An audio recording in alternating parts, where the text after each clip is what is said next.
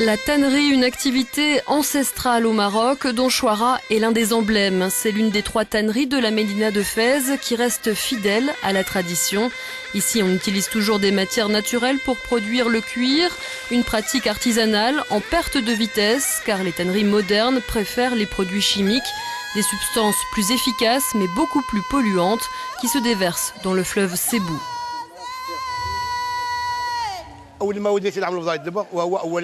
Les matières principales que nous utilisons ici à Chouara sont toutes naturelles. Il s'agit de la chaux vive, de la grenadine, de la fiente de pigeon, du son de blé ou encore de l'écorce d'arbre. Des matières premières délaissées par les tanneries de nouvelle génération. On en dénombre 58 aujourd'hui. Elles ont donc été transférées vers des quartiers industriels à la périphérie de Fès. Le rendement de ces unités plus modernes est bien supérieur aux tanneries traditionnelles.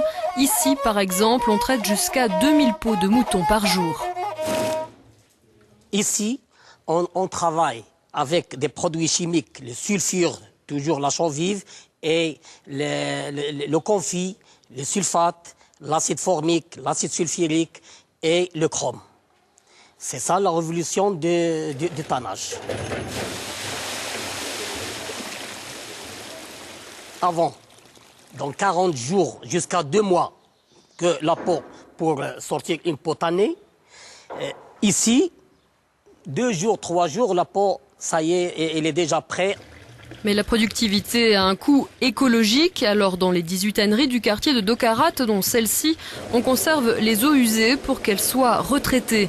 Elles sont acheminées vers une station de déchromatation à quelques kilomètres de là, la toute première unité de ce type du pays, créée en 2003. Ainsi, 2,5 tonnes de chrome sont récupérées après le filtrage d'une cuve de stockage de 50 mètres cubes d'eau polluée. On traite actuellement à peu près de 8 mètres cubes par jour qui arrivent à travers cette tannerie de Dokarat. Le chrome recyclé, une fois dissocié par l'acide sulfurique, il est sous forme liquide. Puis il est revendu au tanneur qui le réutilise une autre fois pour le procédé de tannage. Il est revendu à 4 dirhams. Par contre, le chrome qu'il utilise sous forme de poudre, il est entre 11 et 13 dirhams le kilo. Tout cela participe d'un projet bien plus ambitieux, nettoyer le Sebou. Le fleuve est extrêmement pollué car il fait office de déversoir pour les déchets industriels et domestiques. La ville de Fès a donc lancé un programme d'assainissement de plus d'1 milliard de dirhams, soit 98 millions d'euros environ, pour créer une station d'épuration d'ici 2012.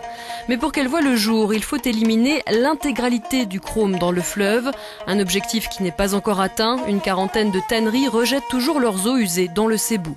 Il faut compter les 100 tonnes par an de chrome total rejeté dans la rivière de Sebou. Bien sûr, il y a une partie qui est de 40% qui est traitée dans la station de déchromatation déjà existante. Pour réussir ce pari ambitieux, le Maroc a lancé un programme national d'assainissement liquide, un projet plus général qui vise à réduire la pollution domestique et industrielle de 60% à l'horizon 2020.